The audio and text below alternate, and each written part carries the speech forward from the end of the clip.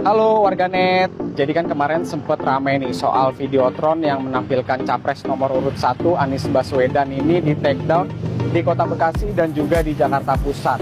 Nah tapi yang menarik, setelah di take down justru ada mobil Videotron yang bakal berkeliling Jakarta untuk menampilkan iklan dari pasangan calon nomor urut 1 Anies Muhaimin.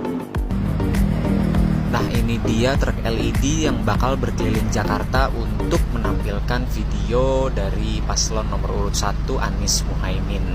Video LED truk yang berkeliling Jakarta ini merupakan inisiasi dari komunitas penggemar Anies Muhaimin yang menamakan dirinya Humanis.